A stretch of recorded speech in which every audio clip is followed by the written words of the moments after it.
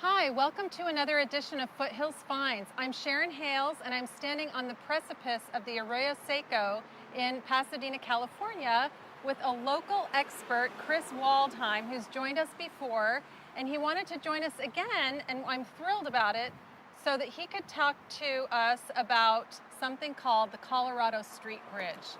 Tell us, Chris, why you wanted to talk to us about this today. Sure, Sharon.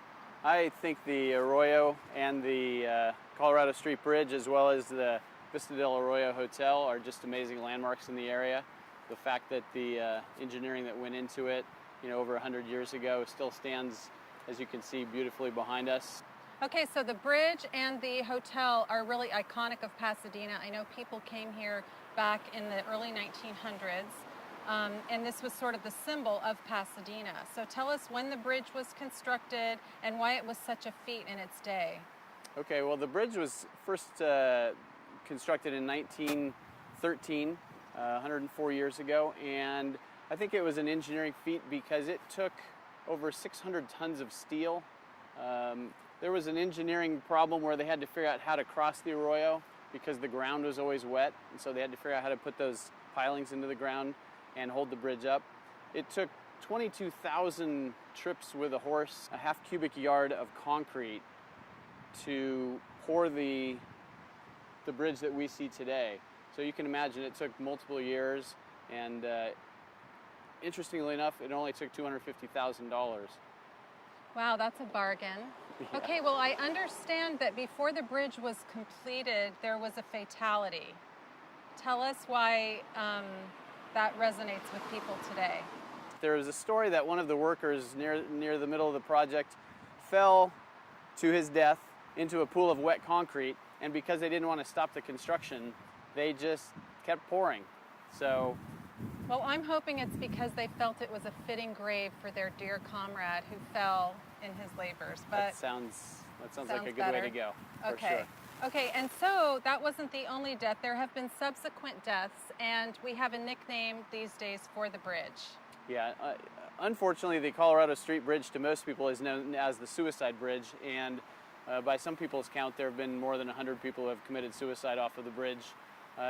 Prior to the retrofits that happened in the 80s, there was practically no guardrail there, so it was very easy to just step over the edge and jump. And again, one of the stories was that young man that fell off during the construction was calling for more souls, and so people were answering that call and committing suicide.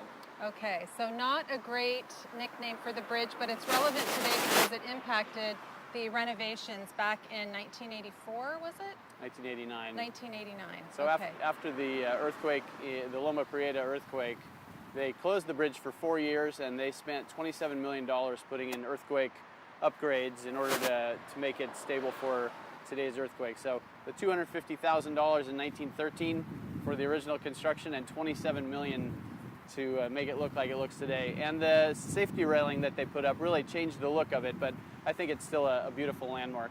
It is beautiful. And it's such a landmark that it was actually included in La La Land, is that right? It was. Pasadena has such a rich history, and I know you're a local expert, so tell us a few other tidbits about Pasadena. Well, one of the things I really like about Pasadena is the fact that there are over 150 years of history here. You can visit the old mill, you can visit the Casa del Arroyo right down here, you can see the Vista del Arroyo Hotel. There are, the Huntington Hotel, the Langham Hotel, and then just hundreds and hundreds of houses that were built in the early 1900s.